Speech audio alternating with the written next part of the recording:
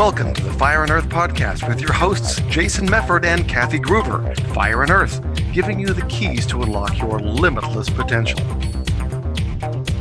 Hey everybody, welcome to another episode of the Fire and Earth podcast. I am your host, Kathy Gruber. And I'm Jason Mefford. And today we're going to talk about a little word that some of you might be experiencing at certain times in your life. It's called stress. I don't know. Kathy, have you ever experienced stress before? Never? Yeah. No, never. No. Okay. No, everything is in perfect balance. I mean, I'm not type A at all. Not prone to taking on too much. Not prone to. No stress at all. No stress at all. Well, I actually do have stress sometimes in my life because I'm a lot of those same things that you're talking about. And, as I talk to a lot of people feel kind of stressed out.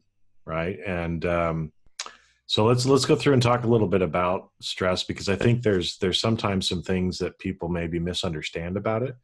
And maybe we can give people at least one tip today to be able to help them kind of de-stress and actually enjoy and live life, right? Instead of just feeling stressed and feeling tired, because I talk to a lot of people, especially men, because I'm a man, right? And it's a lot of people feel so stressed.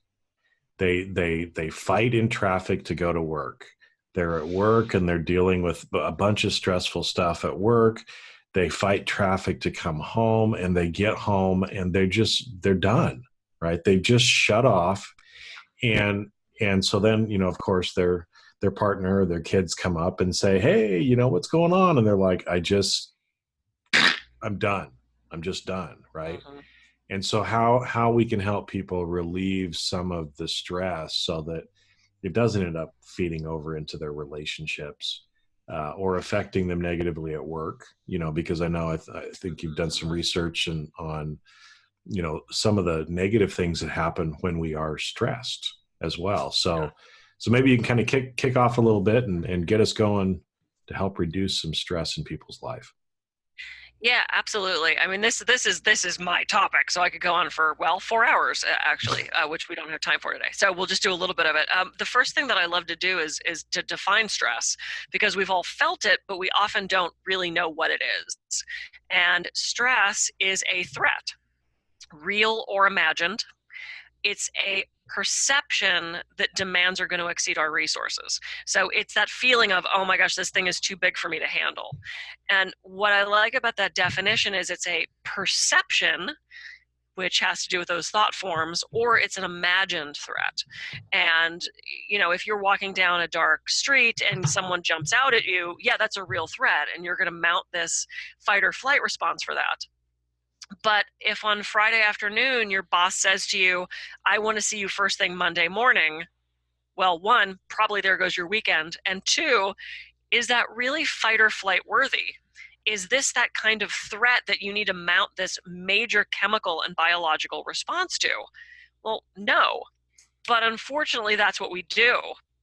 So we have all this cascade of hormones, that fight or flight response we learned about in like 9th grade biology, where our heart races and our breathing gets a little uneven and the blood flow changes, and we have all these hormones and chemicals, which is great if you're an animal or if you're being chased by a bear, because when that danger passes, you rest, you go to sleep, and those hormones return to normal. And the problem now with us, our human stress, it's so much in our heads and it's happening all around us. And it's not this one stressor and done. It's this cascade of stressors, and it's either this high grade or low grade stress, and we don't have that chance to rest. Well, we don't have that chance for those hormones to stop, and it's driving us crazy. Well, because I think that's interesting, because like you talked about, I mean, it's normally if you're running away from a bear, right, it's a short time period. And then, like you said, we get to rest. One stressor, we freak out, adrenaline goes rushing, and all the other hormones take over. And then our body can relax because that threat is no longer there. And I think, like you said, in today's society, we kind of go from stress to stress to stress, these different threats or things that we perceive as threats throughout our day. And so I think it's no wonder that, we get home at the end of the day and it's like, I'm done, finito, kaput, right?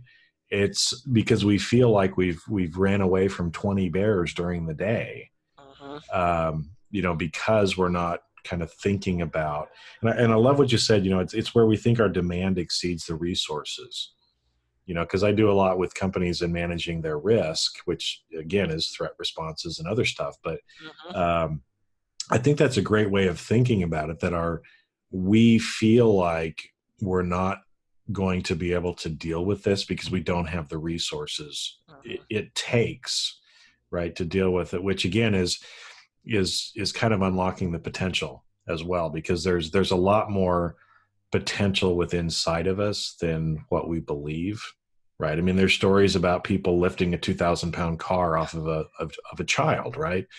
Or of people running ultra marathons or doing some other just really crazy things with their body and not realizing. I mean, science would say you would die if you did that, but somehow the human body actually did it. And so what are some of these things that people can do to try to unlock some of that and maybe deal with stress in the right way, instead of thinking everything is a bear?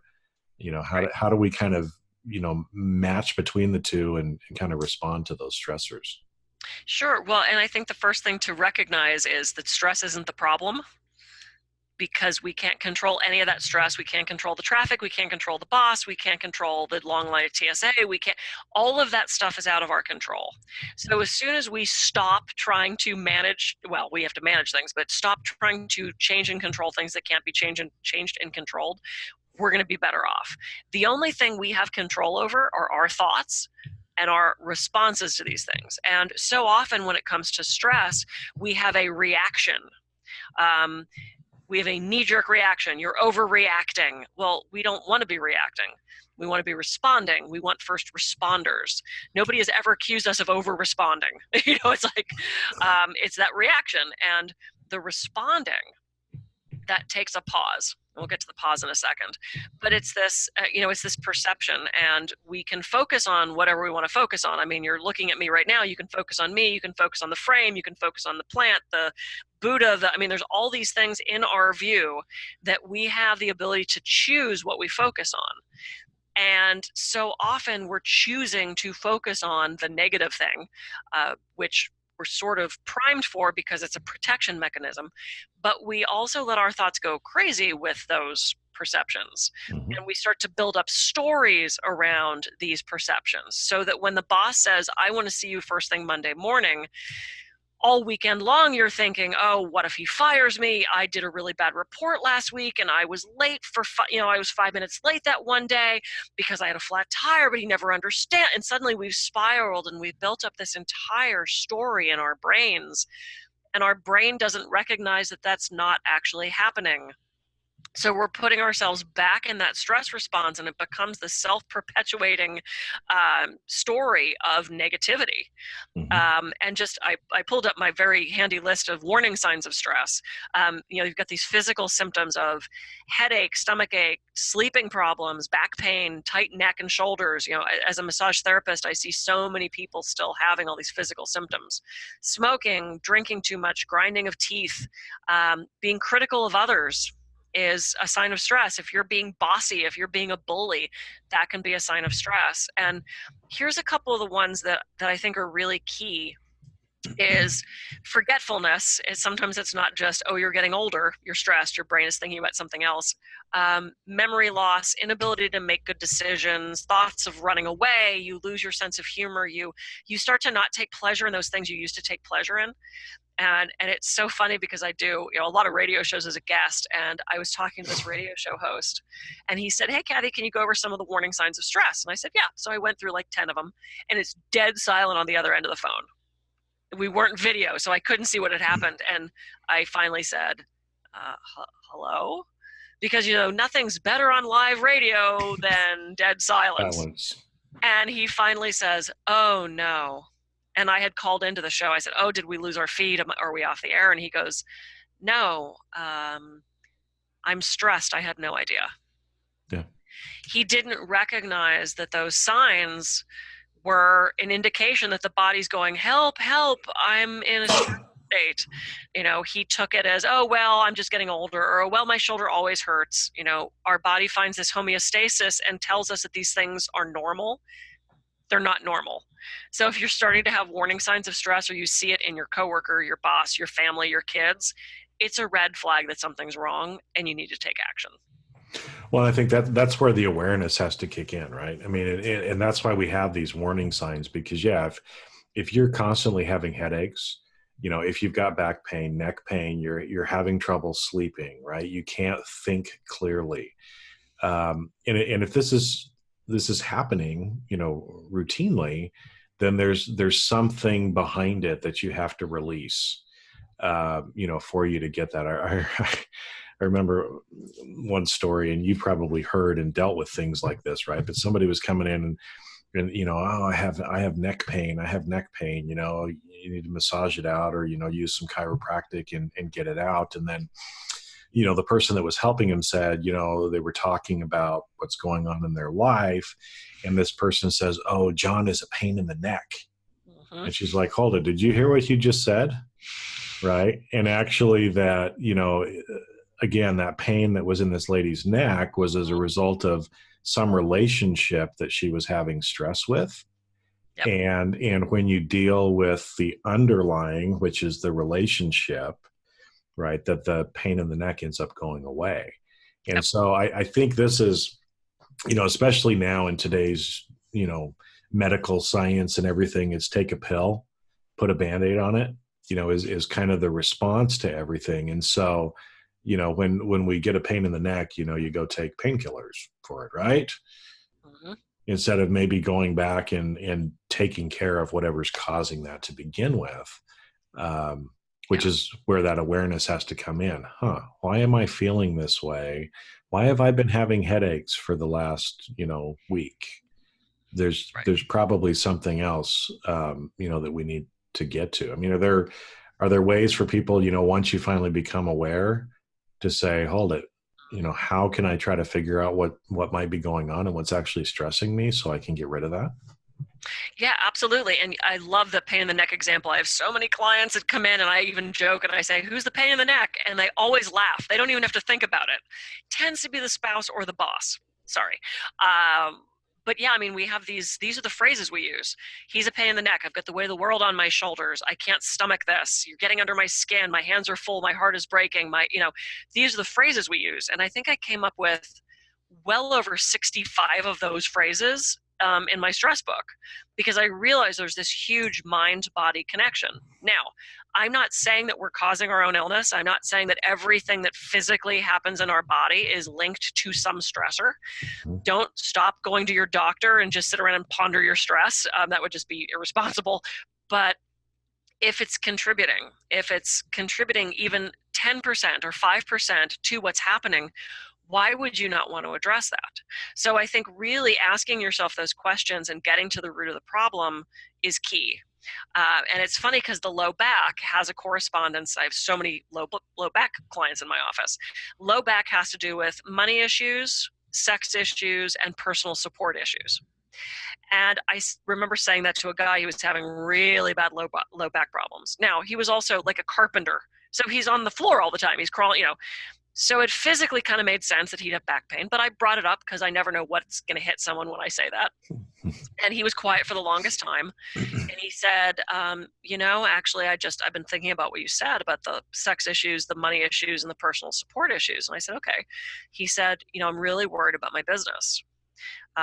With the economy downturn, I'm not as busy, and I'm really afraid to tell my wife because, we plan for these things. And, we had this whole conversation around this, which was kind of interesting because he was kind of like a guy's guy. He was not going to get into the touchy-feely kumbaya kind of stuff that occasionally pops up in my practice. And so we had this whole conversation around this. And I said, well, I don't know your wife. I frankly don't know you very well, but I assume you guys are your partners, right? And he said, yeah, we really well together. And I said, I would tell her and ask for her support on this and really look into the reality of the situation, because sometimes we say, oh my God, I'm going to be broke, and we've got $5 million in the bank. It's that perception. So what is the reality of this before we start spiraling off? And so he said, I might do that. So he leaves the appointment. He comes back a couple weeks later. His back is better, and he just has this different air about him.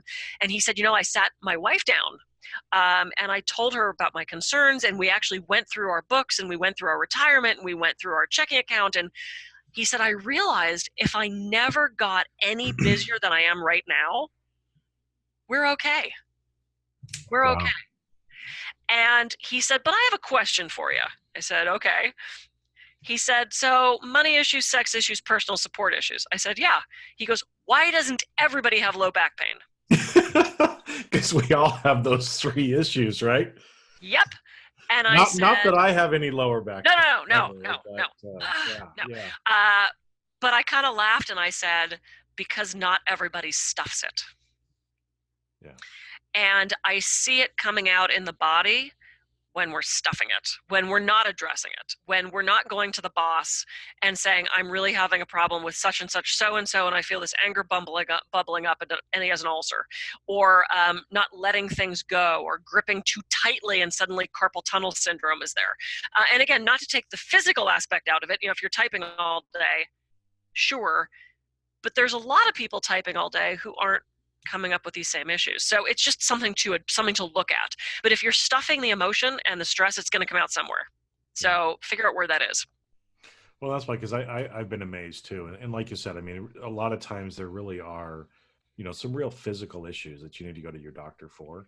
Mm-hmm. But I've been kind of amazed, actually, reading some of the research and other stuff that people have been doing, especially with some of the neurobiology, Mm-hmm. and the fact that the brain itself actually has a huge, in our kind of mental attitude about it, has a Mm-hmm. huge impact. I mean, they'll actually do studies where they're testing a drug, for some kind of a thing like that, and they'll actually do placebo effects, Yeah. or tell people, maybe that that they're getting something that they're not. I mean, placebo, or have them do some mindset type of a thing.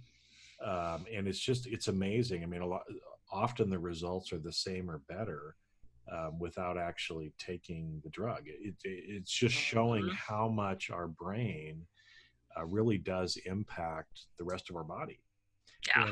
And I think it's so interesting, too, like you said, that we have all these phrases that we say: pain in the neck, weight of the world, feel it in my gut, all those different things. And yet a lot of times that ends up being where it's there. And we've talked about fear before, right? And I think, again, a lot of the stress, like you said, it goes back to this fear of, hey, there's this demand that's coming up, I'm not going to have the resources for it, oh, woe is me, kind of a thing. Or like what you talked about, where you said stuffing, right? I love that. We're just kind of stuffing that down into ourselves instead of releasing it. And that ends up leading to, often longer term, issues with, again, headaches, not being able to sleep well, other stuff like that. Yeah. It's just amazing to me. Yeah, because, okay, oh my God, I'm so excited. Okay, so placebo effect. We'll come back to that in a second, because I'm such a nerd. I'm going to let my nerd out and say something about placebo effect. But the thing about the stress is, in this present moment, there is no stress. Mm-hmm. For you and me, there's no stress right now. For people listening, there's no stress right now. The stress is behind us and things we're remembering, regretting, dwelling on. And in the future of those what ifs, what if it's cancer? What if the boss fires me? What if I miss that meeting?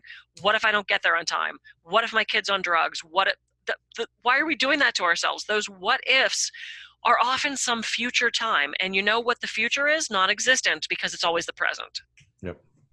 And Eckhart Tolle, who I'm a huge fan of his work, he said that there was a pub in Scotland, and on the door they said, free beer tomorrow. Yeah.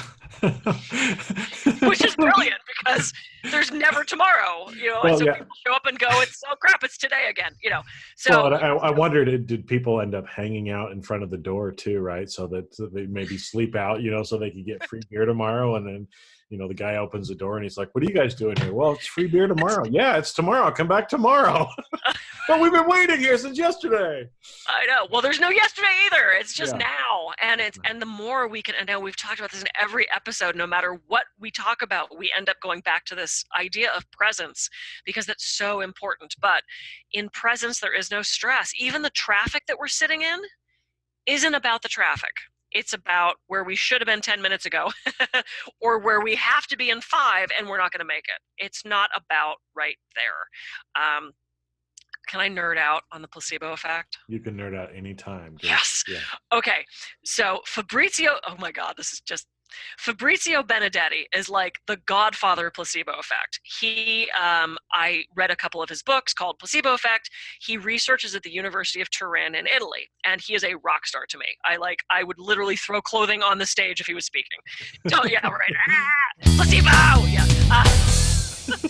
He did a study, okay, because he was trying to prove placebo effect. And how do you test placebo effect when the gold standard of testing drugs is placebo effect?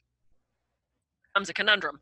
So what he did is he started doing open versus hidden treatments. So what he would do is he would have somebody in the hospital and he would walk up to them and say, "What's your pain level?" 8. "Okay, I'm going to inject some morphine into your IV." He'd wait a couple minutes. "Okay, now what's your pain level?" 2. "Great." He would inject saline. It wouldn't be any pain meds. Yeah. On the flip side of that, he had a machine behind a curtain that would randomly give the person pain meds. They didn't report their pain went down if they didn't know the meds were being given. Amazing. It's so amazing. The brain is so amazing. And with the amount of opioid addiction we have right now and the amount of unmanaged pain, if we can tap into that, if we can tap into the power of our brain and how suggestible and susceptible we are to what we're being told, to what we're thinking about, to what's happening in our environment, we can solve so many problems and we can be more productive because our brain is what holds us back from that potential so often. It's that stress, it's those mismanaged thoughts, it's that dwelling in the past and the projecting into the future that keeps us stuck. This is why the presence and the mindfulness is so important, and we have to find a way to handle our stress. Yeah. Well, because like you said, I mean, I love studies like that. I heard another one where they were looking at knee pain. And so it was the same thing where they went in and they actually did do a procedure on some people, small incision. I think they flushed out the knee with saline was one of the things they did, or some other stuff. But some people, all they did was made a small incision and did nothing to the knee, but just told them, "Okay, you've had the surgery." And it was the same thing because they thought it had happened. It was the same thing like you talked about with the placebo effect in the morphine. Their brain, just processed that, and they had just as good or better results than the people who actually had the surgical procedure. So there is a lot of power in the brain, and we just have to unlock it. Get rid of the stress, try to be in the presence, because, like you said, the more that we're in the present, the less we're feeling about the stress. Which, I know I'd like less stress in my life. Yeah, absolutely. So I need to be more present. Yep, make that choice. Let me just address the good side of stress, because I so often talk about the bad stress and how stress affects communication and decision making and leadership and what happens between teams and risk taking and all that negative stuff. Some people really thrive on stress. I don't know any of them, but some people function really well with that pressure. My life is very busy. I like it that way. I like the go, go, go. I like the multiple tabs on the computer open. I like multiple projects happening at once. I have a stress hardiness for that. Whereas my girlfriend, she's good. She teaches me to relax. Her idea of relaxing, though, is she lays in a chaise lounge. And she just lays there. I don't know who put her in timeout and when she's allowed to get up and go read or something, but she just lays there. I'm like, oh my God, are you being punished? No, she put herself in timeout. I know. Why would you do that? Sounds horrible. Anyway, she said when God handed out ambition, she got out of line to get ice cream and I got hers too, which I thought was hilarious. So my life runs at the speed of a Ferrari. And that's great until something happens that I didn't plan, until something happens that's unexpected. I am in that groove. I handle stuff very quickly. My brain works really fast until something is thrown up in my life, in my day, that I don't count on. Mm-hmm. So if you're one of those run on high stress people, that's great. I'm telling you right now, it's not sustainable. And I have so many women who I looked at as my sort of personal idols, specifically here in Santa Barbara.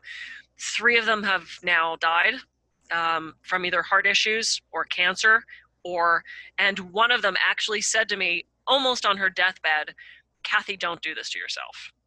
I went, oh crap, because I envied the fastness of their life. I envied the success they had, and I realized it's not good. Mm-hmm. Success is great, and we're striving for that, and we want you all to thrive and be successful and unlock that potential, but you have to look at the cost of that. And if you are running yourself ragged, and if you are not healthy, it doesn't matter how much success you have. So the back end of this potential and having this success and having this life that you dream of is being alive and healthy to enjoy it. So if you're running high on stress, that's great. That can be a good thing short term, but when you base your life on that, it's not. So maybe that wasn't the good thing about stress, except it's motivating and it can allow you to accomplish a lot, but don't burn yourself out. Well, it is. And that's why, you just have to be careful that it's in chunks, right? And there needs to be that time out for ourselves, whether you're on the Chase Lounge or you're doing something else, because it's just like, we were talking, I think before, about running away from a bear, right? Well, you've got to take, after you do that, you've got to stop for a minute, right? So, even in football, right? There's a break between each of the game plays, because you can't, kind of exert that kind of physical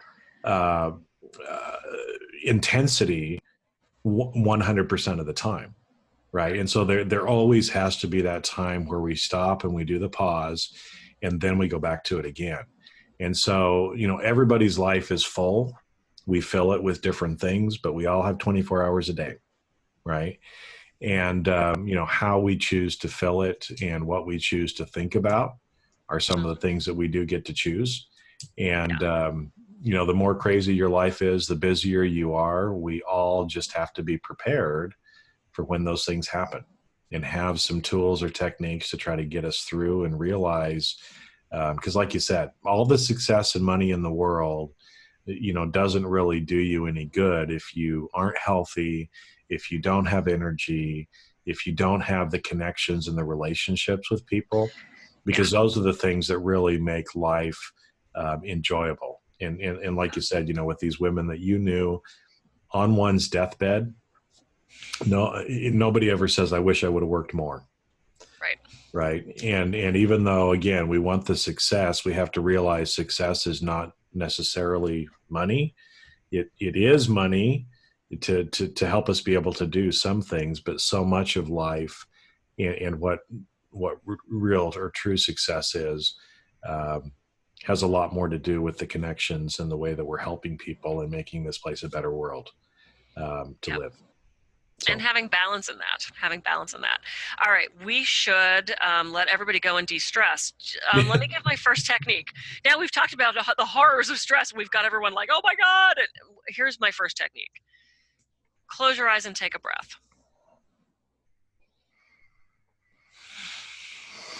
And now open your eyes. Simple. If you're listening to this driving, don't close your eyes. But the second part of this breath is really watching that breath. It's watching it like you're watching somebody else breathe. It's observing that inhale, and then at the top of that inhale, there's that teeny little break before the inhale and the exhale. There's that space between, and then the exhale starts and then stops, and there's that little break sort of at the bottom of the breath. So go ahead and do that breath again, but really watch the breath. So let's watch for those pauses. So take that breath again.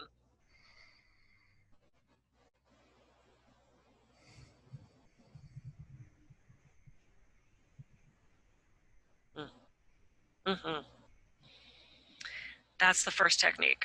Because whether you're doing yoga, Tai Chi, Qigong, martial arts, meditation, it all starts with the breath, which not only brings us back to this present moment, it signals to our brain that we can stop the fight or flight because we're okay.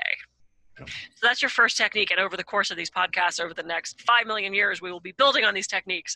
But that's the most basic one. That's the first one. So any final thoughts, Jason, before we leave everyone to just breathe? Well, yeah, I mean, it's because we need to get everybody out of here so that they can go and de-stress. But I think it's interesting because that technique that you just talked about as well, actually used in trainings and actually in business meetings as well, just to try to get people present before an important meeting, as an example, because everybody walks into the room with all of their stuff from before, right?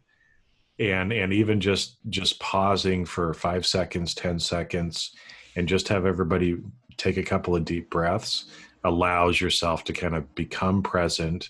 And again, like we said, the more present we are, the less stress we're going to feel, because stress is either rumination from the past or of future things that we're afraid of. So the more you are present, the less stress you're going to have in your life, which I don't know anybody who would say, I want more stress in my life. So I think this is, thanks for sharing that tip. And let's get people to start de-stressing in their life. Absolutely. Perfect. Beautiful. Everyone go breathe. I am Kathy Gruber. And I'm Jason Mefford and can be reached at jasonmefford.com. All right, everybody, have a great rest of your time, and we'll see you on a future episode of the Fire and Earth podcast.